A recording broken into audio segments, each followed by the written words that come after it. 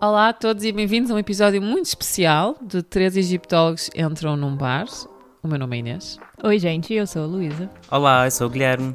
Porquê que este episódio é especial? Porque não só é um pod quiz, um dos episódios mais desejados, ansiados Pelos nossos fãs. da nossa série.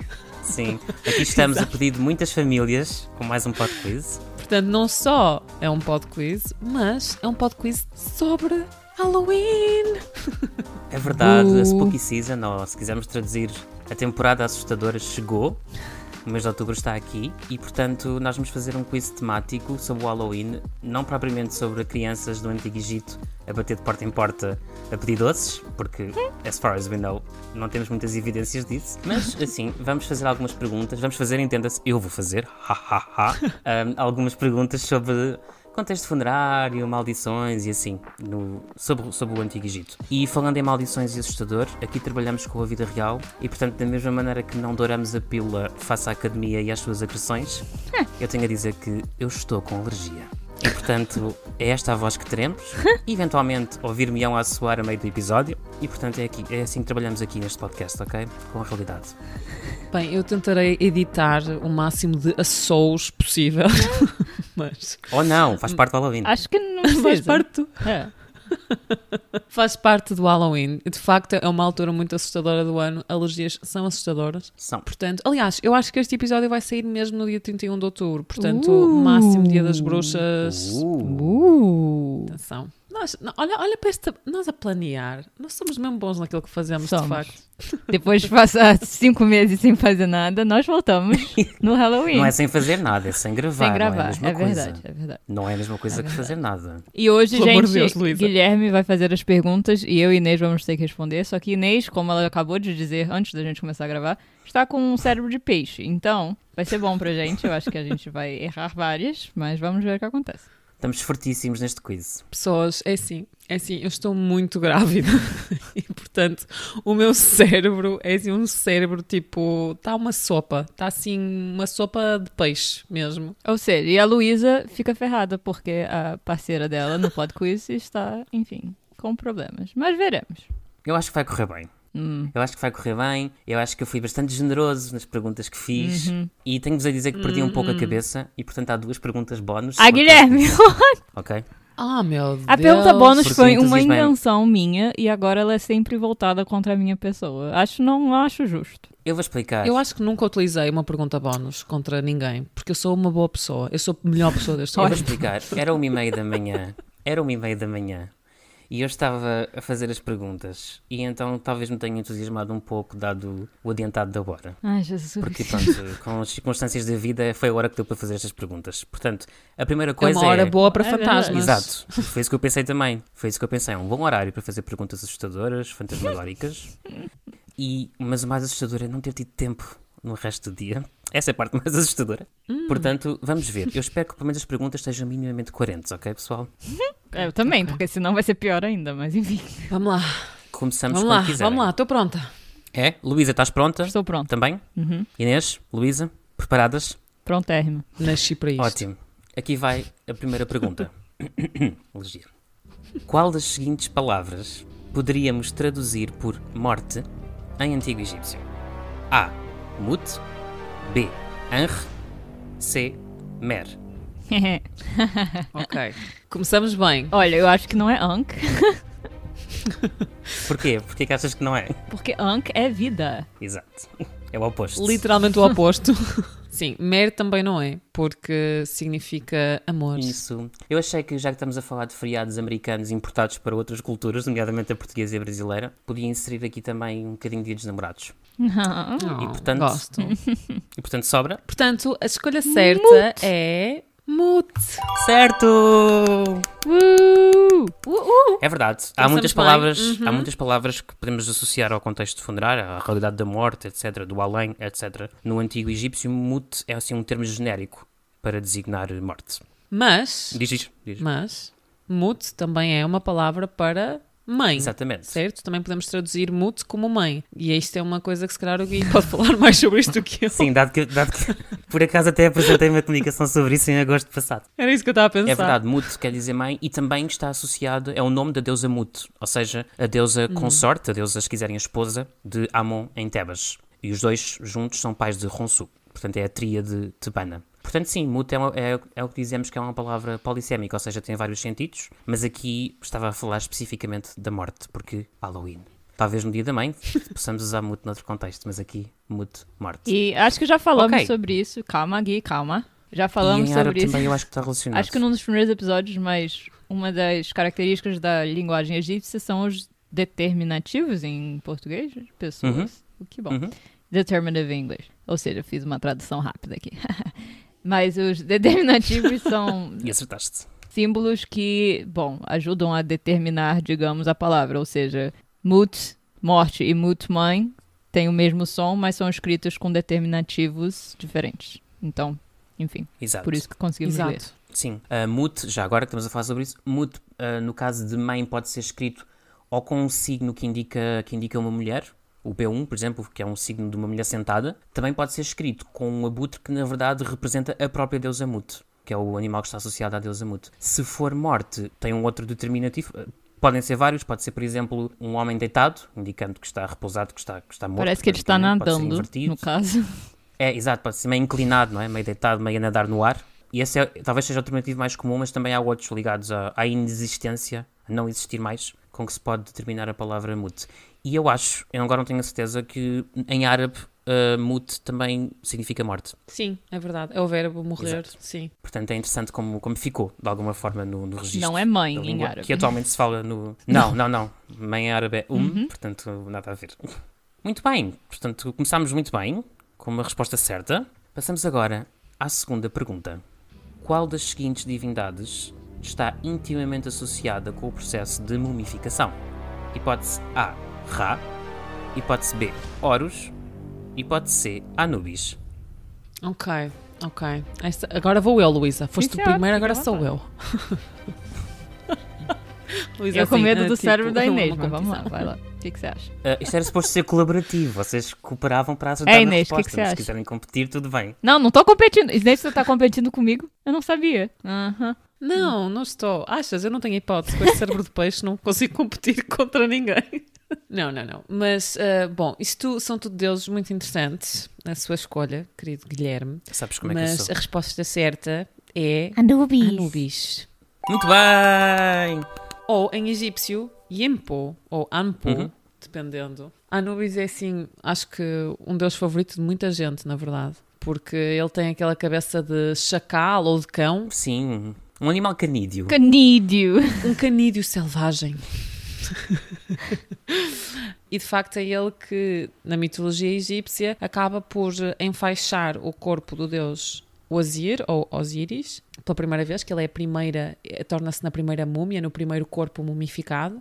E como é ele que enfaixa Osíris pela primeira vez, depois torna-se então assim o deus que enfaixa todos os mortos, não é? Por extensão, porque todos os mortos estavam associados com o deus Osíris ou Osir em egípcio. Portanto, sim, é Anubis, mas Ra e Horus também são, assim, dois deuses aqui que estão no meu Adoro. coração. Horus é o meu sempre. favorito. Bom, não sei se isso é verdade. Outra das... Tu disseste que era o Aton. É, mentira, eu menti. Estás a Calma, trocar? eu menti. Mas, como vocês sabem... Aliás, eu fiquei chocadíssimo quando tu disseste que era Eu lembro, eu Atum. achei que você ia cair da sua cadeira, foi bom.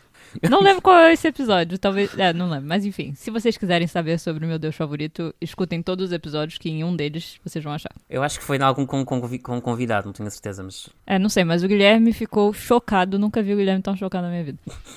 Mas enfim, voltando ao Horus. Eu adoro o Horus porque, number one, ele é muito fofo, ele é um falcãozinho fofinho. E, número 2, ele é muito relacionado aos reis, e como todos já sabem, eu adoro os reis. E Ra, Inês, o que tem com Ra? O Ra é o deus do sol, portanto, como é óbvio, vou gostar, vou amar, vou adorar, porque eu adoro o sol, ok? Não, mas é um deus super interessante, o deus Ra, e eu diria melhor do que o Aten.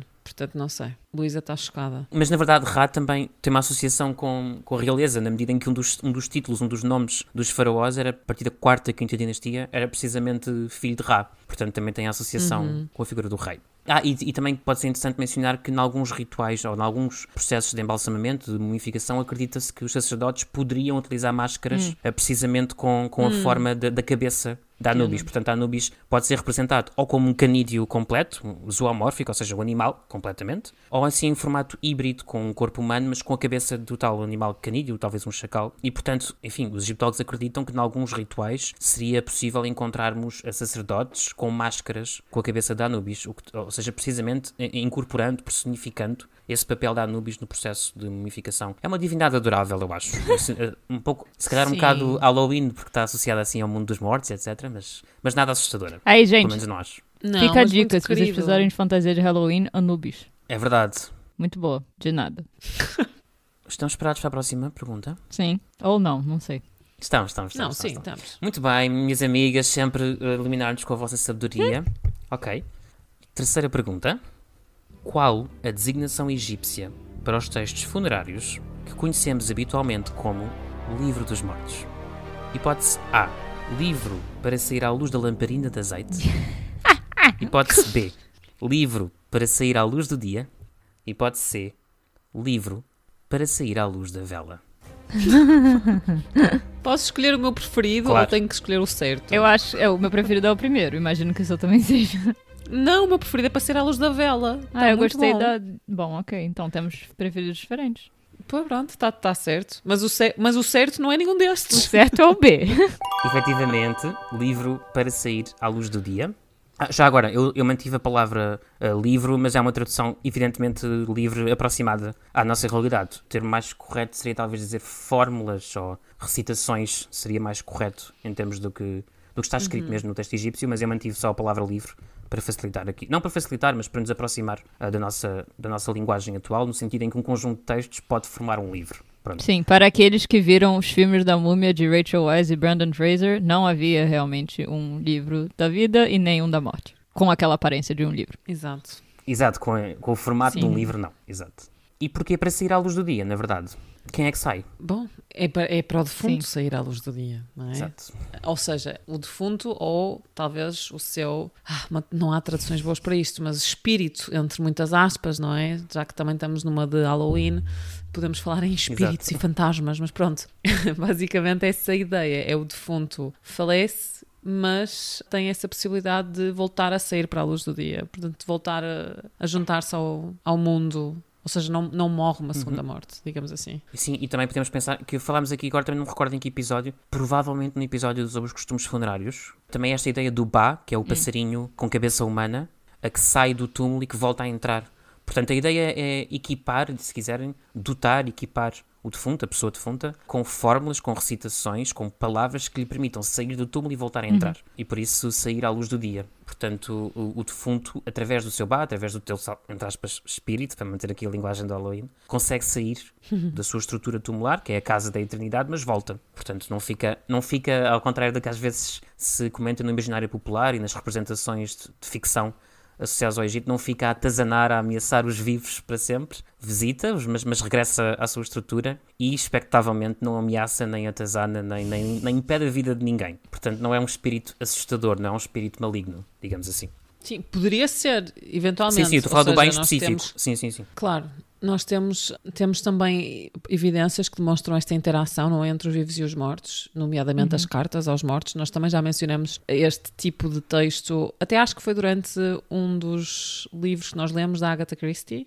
Sim. Portanto, acho que foi durante um clube de leitura que nós falamos das cartas aos mortos. E, de facto, às vezes vemos que este tipo de interações, ou seja, os defuntos podiam agir para o bem de uma pessoa e isso podia significar o mal de outra pessoa, não é? O que é bom para uns não seria necessariamente bom para outros, mas não são necessariamente espíritos não existem essa ideia de espírito maligno em si não existe. Tal que não existem deuses necessariamente malignos. Existem deuses que são capazes de fazer o mal, como há deuses que são capazes de fazer o bem, e a mesma coisa para os defuntos, não é? Portanto, também acho isso interessante porque mostra que a vida não era assim tão radical quanto isso, não é? Que há sempre duas perspectivas diferentes. Pelo menos duas perspectivas diferentes, mas pode haver mais, não é? Que filósofa.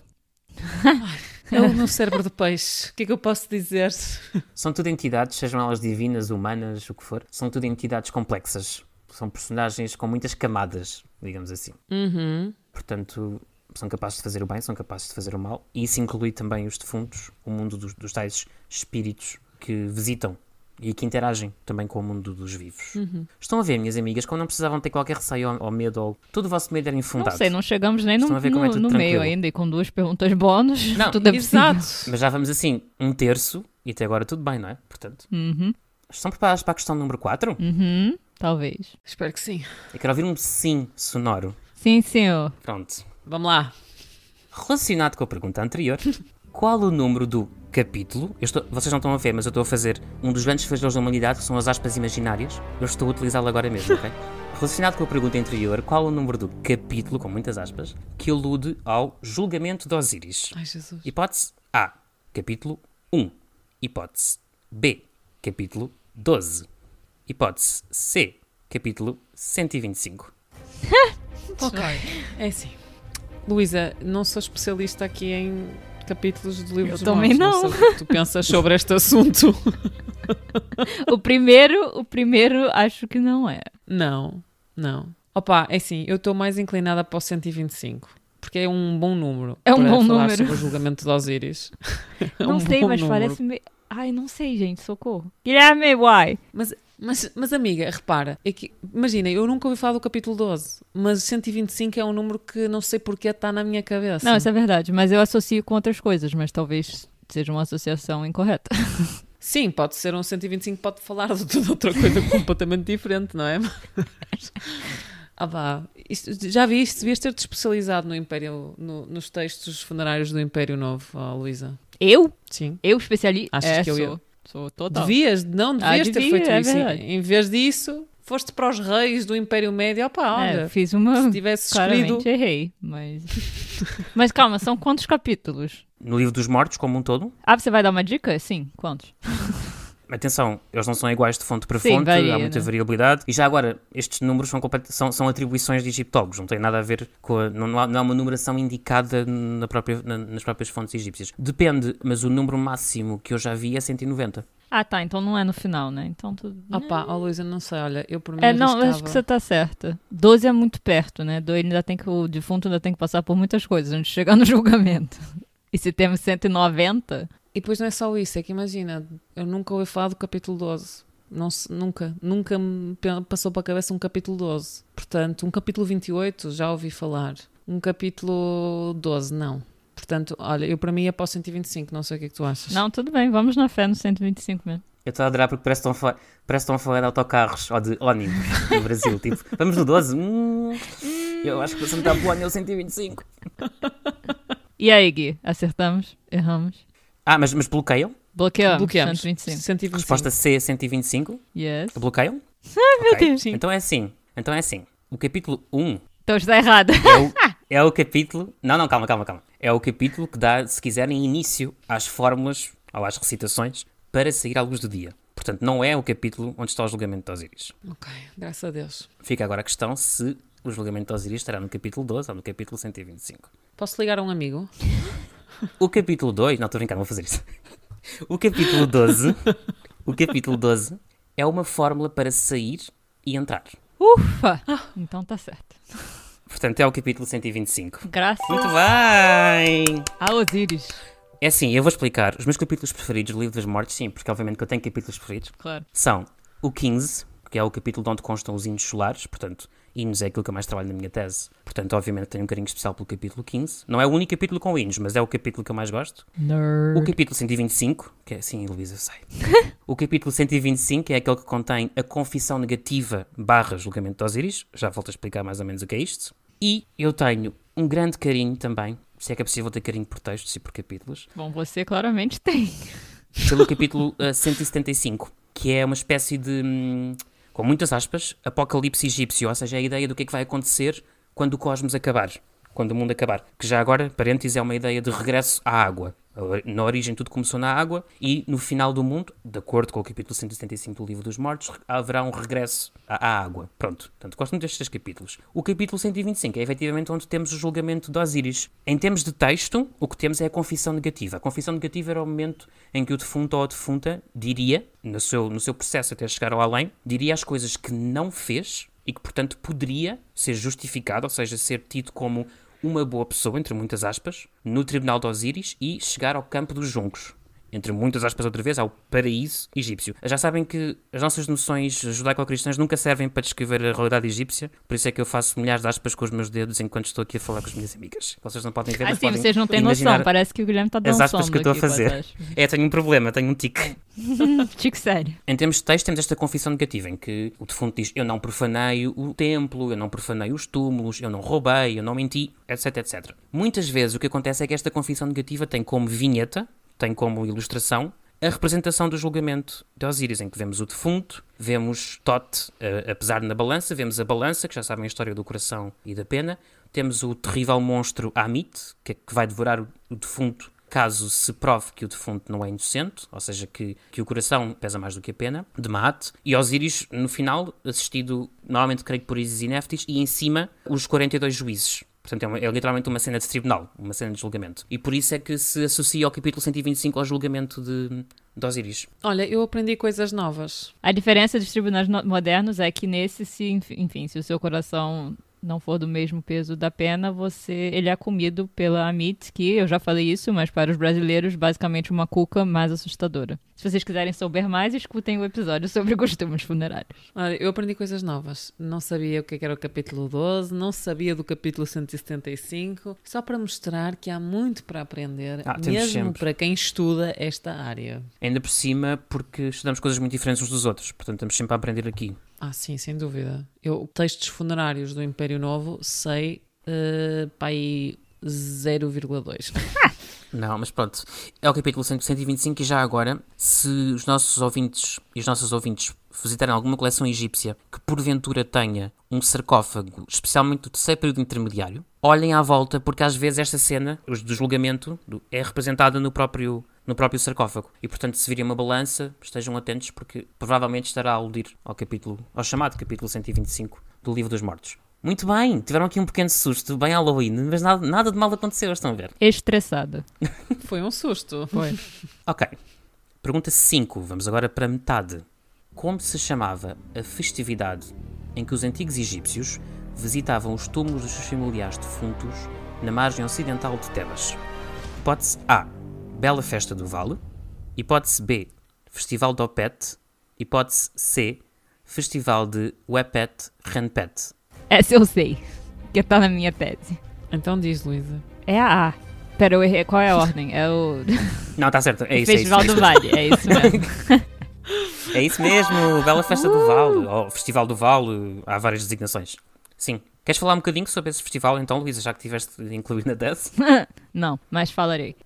Bom, sabemos muito mais do Festival do Vale lá pro Reino Novo, mas parece que ele começou provavelmente no reinado de Nebhep-Mentuhotep II, ou seja, na 11ª dinastia. E nós achamos que isso é o caso porque o complexo funerário dele em Del Bahri parece que já tinha uma via processional que provavelmente ligava o templo dele a, enfim, outros túmulos na área. Mas basicamente o que sabemos mais do Reino Novo é que esse festival envolvia a saída do deus Amon de Karnak para visitar templos no lado oeste do Nilo, né, templos de reis, e que pessoas civis, pessoas egípcias poderiam presenciar essa procissão e também eles usavam essa oportunidade para visitar túmulos de familiares também no banco oeste do Nilo, né? Então era um festival que, enfim, envolvia o rei, os deuses e os egípcios. Então era uma Tipo, community building exercise, basicamente. Sim, e é por essa razão que a Luísa estava a referir que se visitava, ou poder-se visitar, os túmulos de familiares que já tinham partido, que já tinham morrido, que por vezes não se compara necessariamente, mas se faz um paralelismo entre este festival, a Bela Festa do Val, e o Dia de los Muertos, no México, ou até outras festividades, como por exemplo o Festival de Qingming, na China, que também tem essa ideia de visitar os familiares defuntos. Portanto, Dia de los Muertos tem tudo a ver com o Halloween e, portanto, achei que seria interessante incluir esta pergunta aqui no quiz sobre Halloween. Sim, exato, sobre Halloween. Boa. Não, eu só ia falar que, como já falamos muitas vezes, e enfim, a Inês trabalha com isso, né? O túmulo egípcio não era um espaço somente funerário, então os egípcios ainda vivos visitavam seus familiares que haviam morrido. E... eu não tinha pensado nisso não, mas claramente tem paralelos com o Dia dos Mortos. Já agora, só para falar dos outros festivais, só muito rapidamente, para ficar esclarecido, o Festival de Opet era também um festival que envolvia a divindade Amon, também acontecia em Tebas, e a estátua de Amon também era deslocada de um local para o outro, só que não era do templo de Karnak para a outra margem, era na mesma margem entre o templo de Karnak e o templo de Luxor. Portanto, era um festival que acontecia na margem este do Nilo, em lugar da oeste. Esse festival provavelmente, calma aqui rapidinho, foi começado pela nossa favorita Hatshepsut, e vamos ter um episódio sobre a Hatshepsut em breve.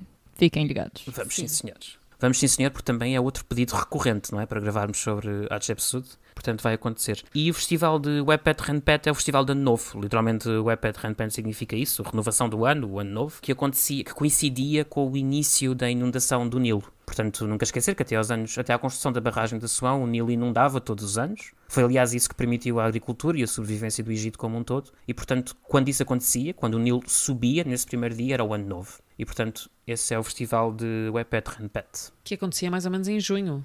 Sim, varia, não é? Em função do alinhamento. A astrologia não é de toda a minha praia, mas varia em função do alinhamento da estrela Sirius e etc. Mas sim, acho que há muitas estimativas à volta do dia 19 de junho, uma coisa assim. Claro que com variações. Pois muito bem, amigas. Que tal? Como é que estamos de ânimo? Agora que chegamos aqui à metade do quiz. Estou aqui já assim com um suorzinho aqui na Mas está sobrancelha. 5 perguntas, 5 respostas certas. Ufa! Mas houve uma que eu estava assim a tremer. É assim, o processo para estas coisas na vida é muito importante. Aqui não é. Aqui o que interessa é a resposta, portanto. Interessa que a resposta foi certa. Ok, Guilherme. Ok, estão animadas para a segunda metade deste quiz? Super. Ainda não houve perguntas bónus, portanto estou animada, mas também um bocado estressada e ansiosa. Com perguntas bónus ainda há duas. Deixaremos as perguntas bónus para o fim. Portanto, nada a temas, amiga. Ok. Tens tempo para respirar ainda. Ok. Então, a Inês parece que adivinhou uma das perguntas que vinha por aí, quando respondeu a uma das questões anteriores. O que me leva a pensar também, sei lá, dons adivinhatórios, também Halloween, espíritos, além, questões de mediunidade. Inês, depois se quiseres, falas sobre isso enquanto mostras o teu tabuleiro do Ouija. Eu sou uma linda bruxinha. Exato. Então, questão 6. O que são as chamadas cartas aos mortos? Hipótese A. Um conjunto de textos em que alguém pede a intercessão de alguém recentemente falecido para a resolução de problemas, como heranças, saúde, questões de fertilidade, etc. Hipótese B. Um conjunto de textos em que o defunto requer aos vivos que lhe forneçam ofrendas ou que profiram uma forma de ofrendas no seu túmulo. Hipótese C. Um conjunto de textos que correspondiam a cartas que nunca chegaram a ser entregues à pessoa endereçada porque esta morreu antes de receber. Queria que fosse a C. Gostei. Pois, também gostei da cena. Mas não é. Qual é, Inês? Olha, a primeira é a... Opa! Conseguimos. Cérebro de peixe. Ok. Não, de facto, é a A, sim. É sim, senhor. As cartas aos mortos são um dos meus conjuntos de textos favoritos, na verdade. São muito interessantes, porque as pessoas, os vivos, não é? Escrevem aos mortos com determinados problemas. E eu acho que já falei disto antes aqui, mas a minha preferida de todas é de um homem que claramente traiu a esposa, mas ele diz que não traiu. Eu também adoro. E então ele escreve a carta, pá, mas é tão bom. Ele assim, mas para de me assombrar os sonhos, eu prometo, eu já te disse, antes de morreres, eu não te traí com a criada. Pá, mas é assim uma coisa surreal. Uma pessoa vê ali a consciência pesada, não é, do senhor.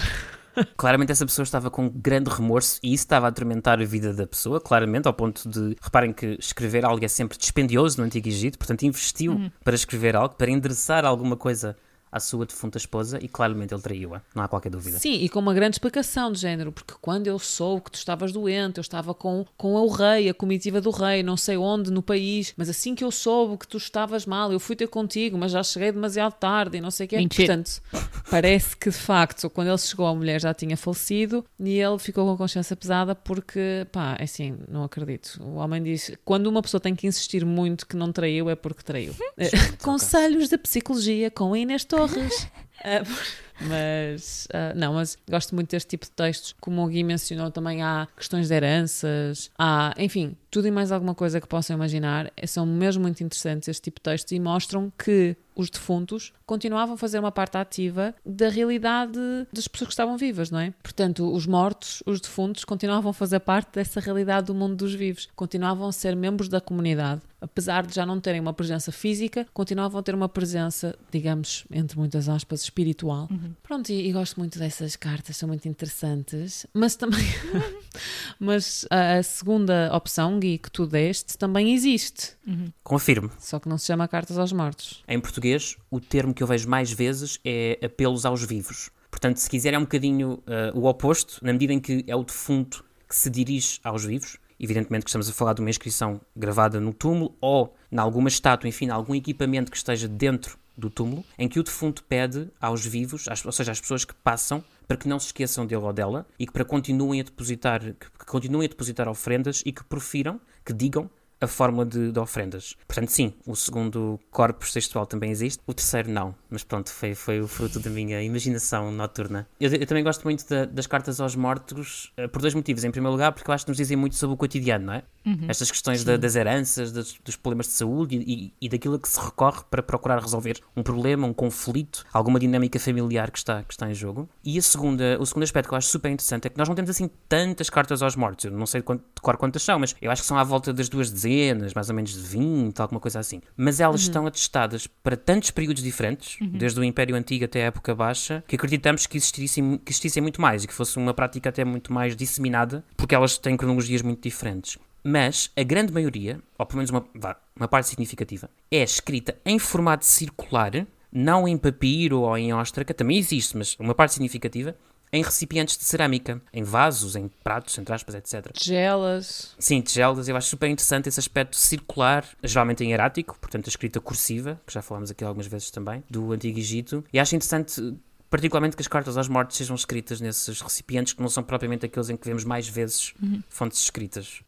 E gosto muito das cartas aos mortos. Sim, eu também. Eu acho que a teoria que eu ouvi dizer, a razão pela qual, não é, nós pensamos que as cartas aos mortos muitas vezes eram escritas em tigelas ou pratos ou vasos, era precisamente porque elas estavam associadas a uma ofrenda.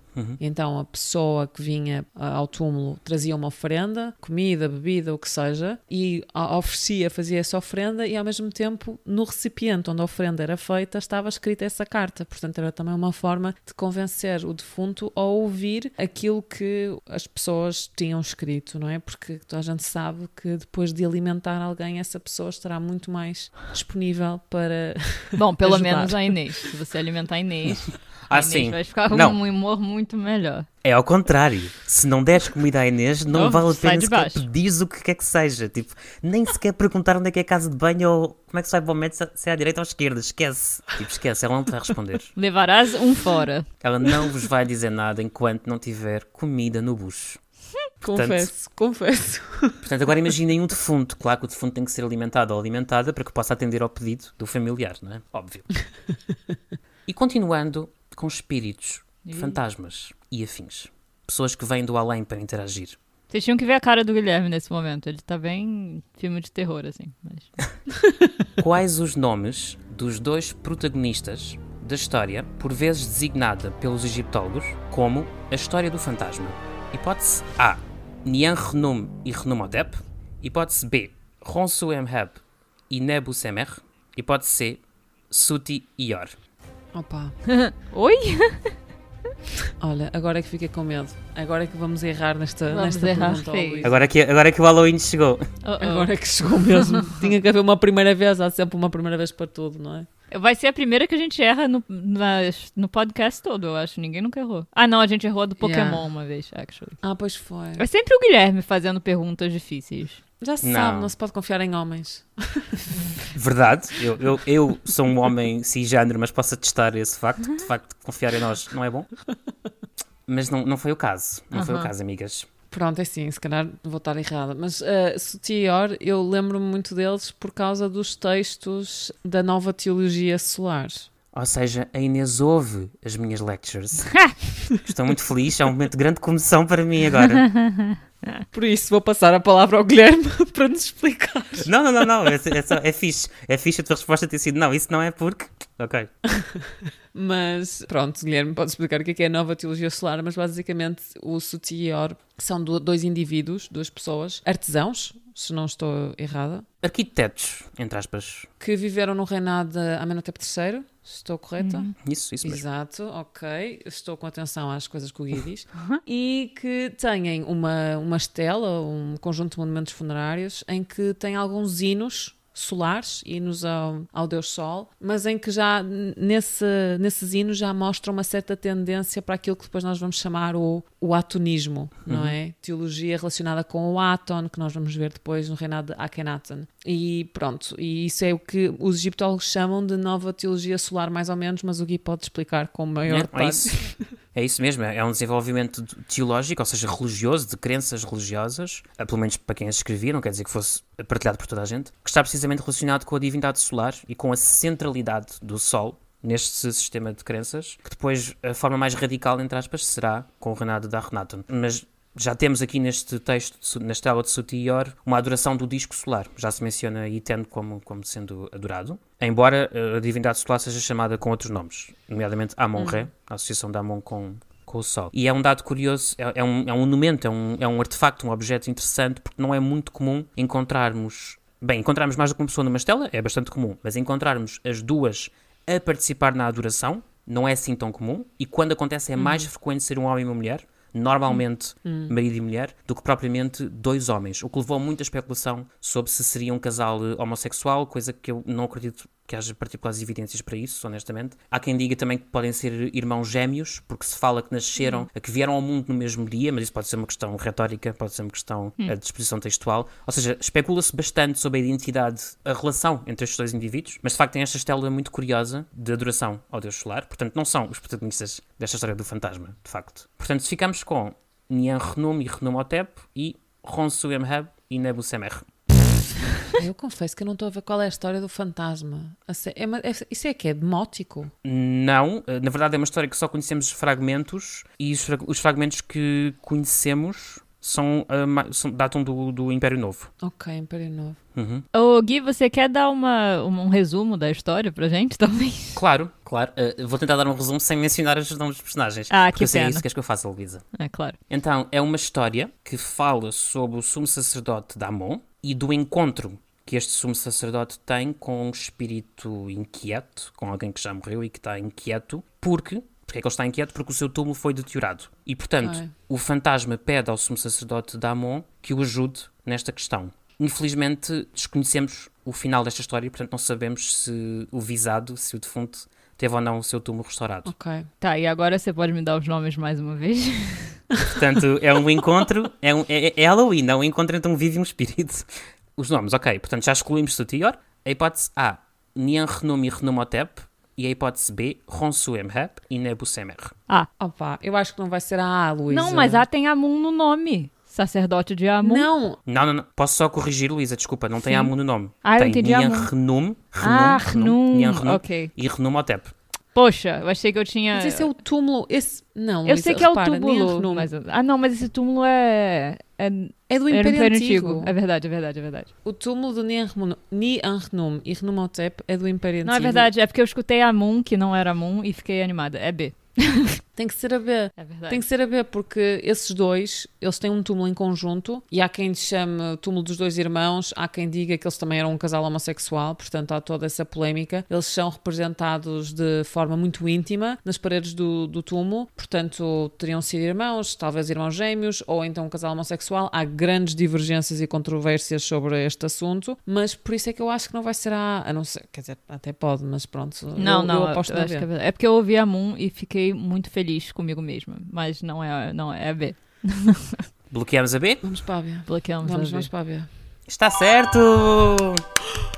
Olha, até para que os ouvintes saibam, até me caiu o microfone. Está certo.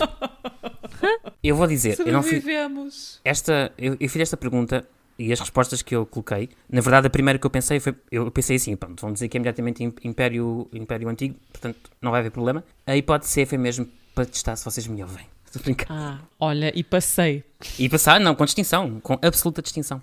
Sim, portanto, o nome do sumo sacerdote desta história é Ronsu Emhap, portanto Ronsu, o filho de Amon, sumo sacerdote de Amon, e o espírito atormentado, porque viu o seu túmulo destruído, que é algo que temos vindo a falar ao longo deste episódio, não é? Deste quiz, é Nebusemer. Não sabemos, contudo, se Nebusemer teve o seu túmulo reconstruído ou não, porque não conhecemos o final desta história. Esta história só é conhecida em 4 ou 5 Ostraca, todos eles fragmentários, portanto conhecemos um pedacinho da história de um lado, um pedacinho do outro.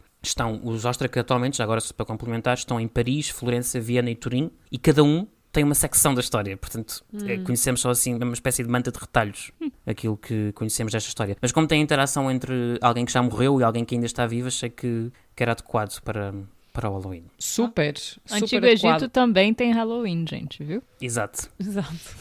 Também tem estes encontros. Eu nem conhecia.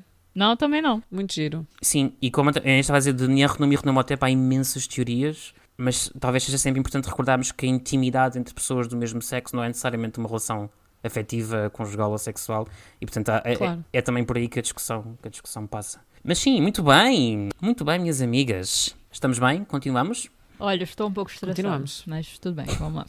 Ok, questão número 8. Como se designava o espírito, mais aspas imaginárias, da pessoa defunta após completar a sua transição para o além com sucesso? Hipótese A. Passava a ser um Ar. Hipótese B. Passava a ser um Ba. Hipótese C. Passava a ser um K. Finalmente, uma pergunta que eu sei responder. Ufa. Não, como assim? Vocês responderam todas certas. É, mas a gente já chutou várias. Essa a gente sabe, na verdade, que é o ar, é o A. Tá certo! Sim, já falámos amplamente do Ba, como este passarinho que sai do túmulo e que volta, é a essência, entre muitas aspas, a alma, mas mesmo, não gosto mesmo nada deste termo, mas pronto, com muitas aspas, a alma do defunto, e o Ka é o duplo, é a força vital, é aquele que tem que ser, que não sai, que fica dentro do túmulo, na estátua, mas que tem que ser continuamente alimentado. O Ar Tipo é a precisamente Inês. a condição de... Não estou a imaginar a Inês sendo uma estátua cá, só assim com os bracinhos. Só À espera da comida. assim, comendo. A sair da terra. Identifico-me. Inês, doravante será chamada de nossa estátua cá. Ok. Não, e por cima agora tens que ser amplamente alimentada porque comes por dois, como se costuma dizer, É portanto, verdade. mais ainda. E o Ar era então este estado de justificação. Anteriormente falámos do julgamento de Osíris, portanto, quando se superava esse julgamento, no caso do Império Novo, noutros períodos históricos havia outros processos, enfim, isso era uma longa conversa, mas passava-se a ser um Ar. E portanto o mundo dos mortos, das pessoas mortas, distinguia-se entre os Arru, aqueles que tinham sido justificados, e os Mutu, aqueles que não tinham passado no julgamento. Reparem, Mutu, morte, e que portanto tinham morrido uma segunda vez. A segunda morte é que é a morte definitiva no Antigo Egito. Ok, questão número 9. Está quase. Qual das seguintes maldições não existe nas fontes egípcias? Não existe. Hipótese A. Isto foi super divertido de fazer já. Hipótese A. Quanto a qualquer coisa que tu faças contra este meu túmulo na necrópole, o mesmo acontecerá com as tuas possessões. Hipótese B. Quanto a quem quer que lamba a porta do meu túmulo, ser-lhe-á cortada a língua em 4 pedaços, lançados ao Nilo. Espero que exista. Hipótese C. Quanto a alguém que profane o meu cadáver na necrópole, que retire a minha estátua do túmulo, será um odiado de Ra, não receberá água do jarro de Osíris e não passará as suas posses, os seus bens, para os seus filhos, nunca. Qual é que não existe? Claro que não existe, sim, claro que não existe. Maldições em túmulos. Ai, que medo. Será que existem ou não? Depois já falamos sobre isso. Terror aqui. Luísa. Olha, qual é a B? É lamber o túmulo? Lamber a porta do A túmulo. porta do túmulo. Gente, se isso existe, olha, eu erro essa pergunta com convicção, mas eu acho que é essa, não é possível. Eu acho que é B. Eu acho que é B, de lamber a porta do túmulo. Apostamos na B? Sim. Ah. Tá certo! Podia, eu acho que devia existir. Deve Vocês ter não muita estão a gente perceber. lambendo Eu tive- porta de túmulo, mas enfim. Enfim, nós preparamos... Pode não parecer, mas nós preparamos para fazer os quizzes. E eu estive a ver uma tese sobre cursing, sobre amaldiçoar no Antigo Egito. E estive a ver a tese, etc. E às tantas, a pessoa que fez esta tese, salvo erro, na Universidade de Liverpool, tem nos anexos da tese um elenco grande de maldições. Maldições com, mais uma vez, entre aspas, ou seja, estas fórmulas que aparecem nos túmulos e que indicam o que é que vai acontecer à pessoa que profane o túmulo. Portanto, é uma ideia de demover pessoas mal intencionadas, pessoas que tinham a intenção de causar danos aos túmulos, que seriam Quase um lembradas aviso. eternas dos defuntos. Exato, é um aviso. Mais do que uma maldição, na verdade, é um aviso. Mas chama-se maldição por uma questão de facilidade de linguagem. Então tive a ler, porque eu estive a pensar, ok, eu preciso inventar uma que não exista, mas preciso ter a certeza que não existe. Só que existe um bocado de tudo. Então pensei, de certeza que ninguém se lembrou de escrever lamber a porta do túmulo. Tudo é E possível. efetivamente, de acordo com as minhas pesquisas, não existe. A primeira, já agora, está no túmulo de Anre-Mahor. É um túmulo do Império Antigo, da dinastia VI. Saqqara, não é? Sim, exato. E a segunda, portanto, que é a terceira resposta, a de profanar o cadáver, está na estátua de Uersu da 18ª dinastia. Portanto, existem. Mas é muito interessante ler este catálogo de avisos, entre aspas, maldições, que foram gravadas nos túmulos ou naquilo que se colocava dentro dos túmulos. E, gente, agora, qual vai ser a primeira coisa que nós vamos fazer em dezembro, em Giza? No túmulo de Lamber porta. Ahmed Nisut? Claro. Lamber porta. Lamber. Não, porque nós não queremos provocar a ira da Ahmed Nisut, muito pelo contrário. Exato. Ele não tem que reclamar de nada, a gente tá indo lá consertar a casinha Muito dele. menos ter a minha língua cortada em 4 pedaços lançados ao Nilo. De todo, não vou desejar. Não vou desejar. Não. Última pergunta, hashtag só que não, porque vem mais 2 a seguir, que são as Ai, bónus. Jesus. Qual destes demónios egípcios está atestado em fontes egípcias, naturalmente? Portanto, é ao contrário da anterior. Qual é que está? Ok? Ok. A. O bebedor de sangue que vem do matador. B. O devorador de olhos que habita a necrópole. C. O engolidor de dentes que reside no templo. O quê? Meu Deus. Ok. Só um Isto é existe. vingança, não é? Por causa daqueles demónios É, Tal e qual. Inês, a que eu culpa é disse uma sua. vez. A culpa aqui é verdade. Há que dizê-lo frontalmente. A culpa é da Inês. Geralmente é o caso. Que não haja dúvidas. Ai, meu Deus. Opa. Dentes? Dentes é meio estranho, né? Mas eu gosto, por acaso, gostei desse. Mas você Não sei. gostou achando que é verdade ou você gostou porque você achou legal? Ambos, não sei. Ai, não tenho meu certeza. amor de Deus. Não, mas é assim, beber o sangue do matadouro parece-me que existe. Pois é, eu achei esse o mais possível. O outro, devorar Podes olhos. dizer o devorar olhos, é isso, Não pois. sei, eu diria devorar almas, uma coisa assim, devorar olhos. Parece Mas e se for o devorador de sangue, mas não é do matadouro? E é aí que o Guilherme nos apanha. Deixa-me só clarificar. O sangue não é um devorador, é um bebedor. Bebedor. Portanto, Ah, um bebedor. é um bebedor de sangue, um devorador de olhos ou um engolidor de dentes. Não pode ser o Ah, dente. não sei. Não pode ser. Pronto, está bem, tiramos o dente. É tipo lamber o túmulo. O túmulo. Pronto, então tiramos os dentes. Bebemos o sangue? Salve seja. Ou devoramos os olhos? Nunca ouvi falar. Devorar olhos? Meio estranho, não? Pois, mas é um bocado esquisito, mas também não me surpreenderia, porque os egípcios estão assim um bocado loucos. Ai, meu Deus, eu não sei. Qual que você prefere? Por isso é que eu os adoro. Claro que você também é louco. Eu também não sei. Opa, não sei, se calhar o bebedouro... Não, a pessoa que bebe... A e tal. pessoa que bebe sangue. Coisas... O vampiro. É uma pessoa. O vampiro. Eu também acho. Exato, olha, é vampiro. Vampiro, Pronto, é. vamos para vampiro. Olha, Luísa, seja o que Deus quiser, é vampiro, Vampiro. mesmo. Vamos lá, Gui. Vampirão. Está certo! Viu? Ha! Vocês fizeram todo o raciocínio de beber sangue, vampiro, Halloween, é isso mesmo. Claro. A Inês queria lá no dos dentes. Os dentes Existe. está... Olha, Este demónio Existe? existe. O dos dentes? Não. Desculpem. Existe o bebedor de sangue, os outros não. Ai, que susto. Mais uma vez, Ah, agora imaginem o que é uma pessoa ter que inventar demónios, não é? Então tive que verificar para ter a certeza que ninguém engolia dentes, para ter a certeza Mas que é ninguém uma comia pena. olhos. mas podiam, se calhar, engolir assim, um dentinho de vez em quando. E eu gostava só de esclarecer que, se porventura, no futuro, alguma fonte egípcia, entretanto venha a descoberto, mencionar devorador de olhos ou engolidor de dentes, eu mereço, no mínimo, Prémio Nobel. uma nota de rodapé, reconhecendo o facto de que eu antevi esse dado textual. Seria basicamente Concordo. a fada dos dentes do Antigo Egito, que engole os dentes, né? Seria bom. A fada não engole os dentes. A fada engole os dentes. Eu acho que a Não sei, fada acho que pega ela os dentes, rouba, não né? é? Que sabe-se o que é que ela faz com ok. eles. Quer dizer, não rouba, ela compra. Ela compra os dentes porque ela mas deixa aí uma o que para ela mim. faz com Pois. os dentes, sabe? Ela pode engolir, eu não sei. Colares. Rolares? Ai, Luísa, eu acho que se Não ela sei. engolisse, isto tinha uma volta muito negra para crianças, muito obscura. Ela pode engolir sem querer. Ué. Sim, mas se calhar ela pó de dente faz bem à saúde, não sei. Gente, não sei o que eu tô Pá, não falando sei mais. falar. Enfim, você que inventou o demônio, Guilherme, não fui eu. Olha, porque sim, porque precisei, ok? Foi uma necessidade, foi uma questão de necessidade aqui inventar demónios. Muito bem, muitos parabéns, acertaram as 10 perguntas. Ou seja, ganhamos o quiz, tá? Não sei o que Ganharam o vai acontecer quiz. agora, mas... Absolutamente, não há, Ainda há 2 perguntas bónus. não há qualquer dúvida, mas são rapidinhas, não há qualquer dúvida que venceram o quiz. Ok, mas ainda assim, parabéns, e agora o prémio é mais 2 perguntas. Ah, que ótimo. Ah, que bom. Primeira pergunta bónus. Que faraó ficou eternamente associado a uma maldição? Hipótese A, Ramsés II. Hipótese B, Khufu. Hipótese C, Tutankhamon. Mas é uma maldição moderna É, ou exato. uma maldição no Antigo Egito? Ficou associado eternamente a uma maldição, Ok, portanto, ok, hoje. ok. Hoje, Tutankhamon. Luís, acho que é o Tut, não é? Tudo. É isso mesmo. Esta, na verdade, foi um pescar de olhos. Foi para irem ouvir o nosso episódio sobre Tutankhamon e para perceberem como, de facto, essa maldição é infundada. Morreram pessoas a seguir à abertura do túmulo, mas por outras circunstâncias de saúde e etc., que não teve nada a ver com o pobre Tutankhamon, cujo corpo foi, de resto, violentado neste processo. Exato. Para continuarmos a falar de corpos mumificados e afins, segunda pergunta, bónus. De que ano é o primeiro filme intitulado A Múmia? Ou em inglês, The Mummy.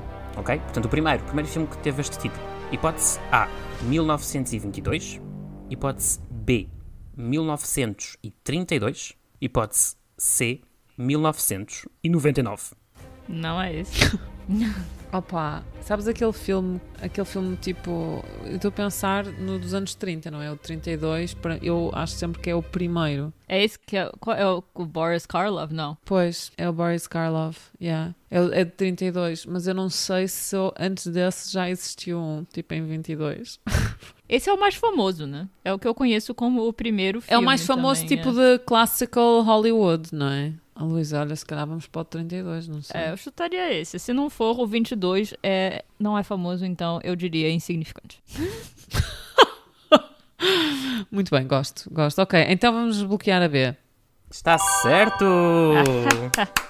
Sim, não deixa de ser super interessante do meu ponto de vista que 10 anos depois do acontecimento que abalou a arqueologia e que, de certa forma, moldou a nossa percepção sobre o Antigo Egito até aos dias de hoje, porque influenciou muito a cultura popular, que foi a abertura do túmulo de Tutankhamon em 1922. 10 anos depois já temos um filme intitulado A Múmia e já tínhamos literatura antes, já havia contos e obras de ficção sobre múmias que saem de túmulos para atazanar pessoas, para amaldiçoar pessoas, para impedir que façam as suas vidas normalmente. Portanto, 10 anos depois já temos este filme, que é efetivamente o que vocês disseram do Boris Karloff, que é um filme icónico, não é? De culto. E é o primeiro filme que tem esta designação, que se chama A Múmia, que depois vai ser um título de filme que vai aparecer recorrentemente, até chegamos aos famosos da Mummy mais recentes, de virada para o século XXI. Não os do Tom Cruise, que é péssimo. Ou do Tom Cruise, Péssimo. que só fizeram um. Acho que é só um, não é? Acho que é só um. É. Rachel Weisz, Brandon Fraser. Melhor. Isso. Melhor. E se calhar é até uma boa recomendação para verem este Halloween. Se É estiverem à isso. procura de filmes para ver. O filme de 1932 é um clássico, mas pronto, é assim um clássico de um período específico, portanto é uma forma específica de filme que se calhar já não é apelativa a tanta gente hoje em dia, mas pronto. É um documento histórico também, de certa forma, porque demonstra aquilo que se pensava na cultura popular naquele período do Antigo Egito, de certa forma. Mas também podem ver sempre os filmes da Múmia de 1999 e 2001 com Brandon Fraser e Rachel Weisz, que são fantásticos. Uhum. E depois, se vocês virem, avisem pra gente no Instagram. Porque eu vou ver no Halloween, provavelmente. Yay! E apesar do filme de 99, quer dizer, eu acho que ele não é assumidamente um remake do de 32, mas o nome da múmia é o mesmo, Imhotep, e há outros pontos de contacto, também estar à procura da pessoa amada e etc. Ou seja, há outros pontos de contacto entre os filmes, mas não é um remake um do outro. Tem o mesmo título, mas não é para ser entendido como uma nova versão do de 32. A múmia do 32 é Imhotep também? Uhum, Sim. sim. Ah, tá. Sim, Não sim. sabia. Pois muito bem, chegámos ao fim do quiz, acertaram tudo! Conseguimos! Graças a Deus. Muitos parabéns, Luísa! queridas amigas! Boa, Inês. High five.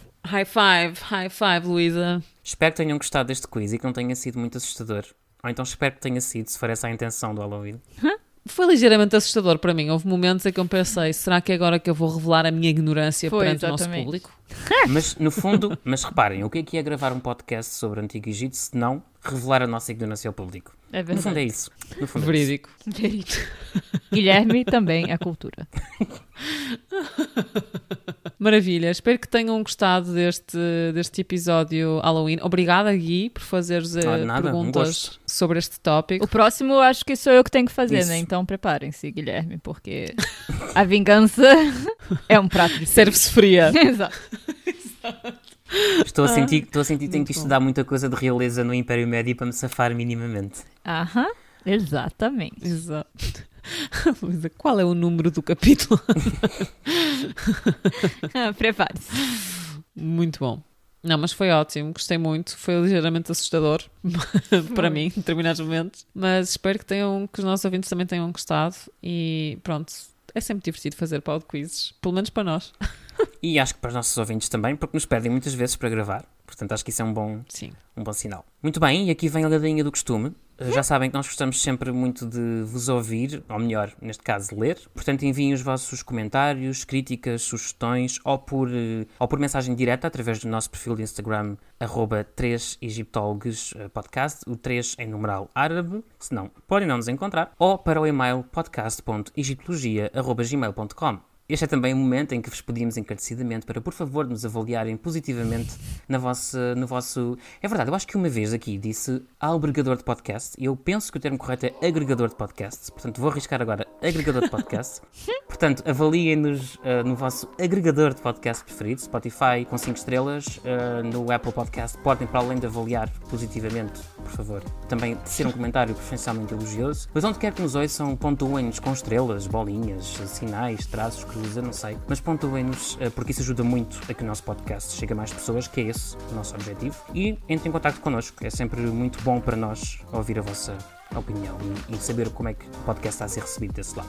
Sim, e há agora uma função nova no Spotify, uma opção que eu reparei da última vez que publiquei este último episódio, em que podemos fazer perguntas às pessoas diretamente e a pergunta standard, a pergunta principal é: o que é que achaste deste episódio? E houve até 2 pessoas que responderam a essa pergunta, portanto, se também quiserem responder através do Spotify, estejam à vontade também. De outra forma, também nos podem enviar e-mail, podem falar connosco pelo Instagram. Enfim, muitas formas de chegarem até nós, mas achei interessante também essa nova funcionalidade do Spotify. Sim, deixem comentários. Um deles foi a minha mãe. Obrigada, mãe. Obrigado. Sempre muito atenta. Obrigada, mãe de Luísa, a nossa fã número 1. Amigos, foi ótimo. Obrigada, Gui, por este pod quiz e até à próxima. Beijos. Tchau, beijinhos. Tchau.